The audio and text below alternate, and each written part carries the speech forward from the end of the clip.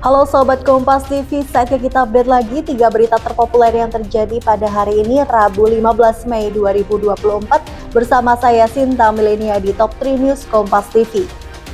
Langsung saja ke berita yang pertama pada hari ini Sahabat Kompas TV, Kejaksaan Agung kembali memeriksa artis Sandra Dewi dalam kasus dugaan korupsi tata niaga timah di wilayah izin usaha pertambangan PT Timah tahun 2015-2022.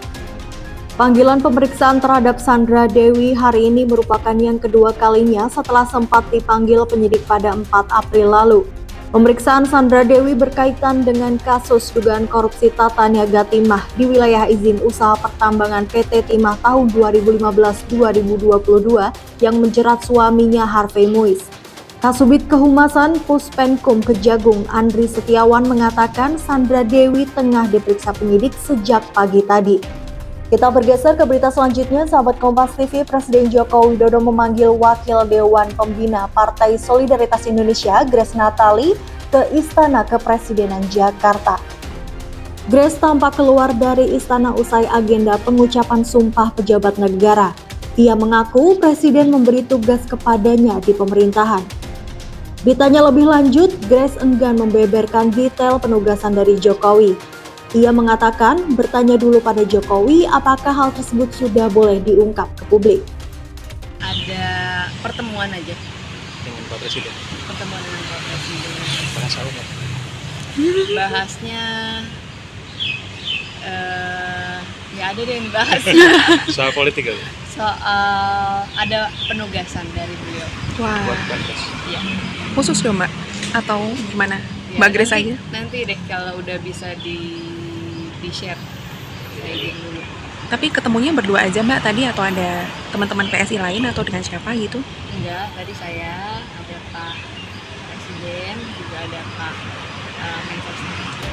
Kita ke berita terakhir pada hari ini, sahabat Kompas TV. Dewan tegas menolak revisi Undang-Undang Penyiaran yang dinilai ancam keamanan pers di Indonesia. Ketua Dewan Pers Nini Rahayu menyebut politik hukum dalam agenda penyusunan revisi Undang-Undang Penyiaran telah melenceng. Nini bilang penolakan tersebut dilakukan karena terdapat pasal yang melarang media untuk menayangkan liputan hasil investigasi. Selain itu, Nini menyampaikan penolakan dilakukan karena RUU Penyiaran ini mengambil kewenangan Dewan Pers dalam penyelesaian sengketa pers. Penyiaran media investigatif itu adalah satu modalitas kuat dalam karya jurnalistik profesional. Nah, yang kedua adalah soal penyelesaian sengketa jurnalistik. Di dalam RUU ini dituangkan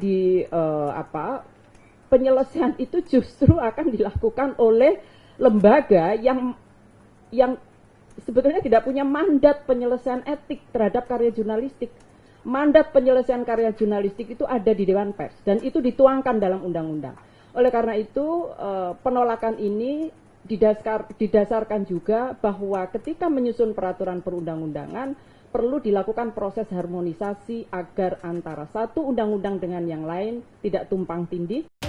Baiklah sahabat Kompas TV, itu dia tadi 3 berita terpopuler yang terjadi pada hari ini. Jangan lupa untuk like, komen, dan share video ini. Dan jangan lupa untuk klik tombol subscribe pada channel Kompas TV untuk update berita lainnya. Saya Sinta Milenia pamit undur diri dan sampai jumpa.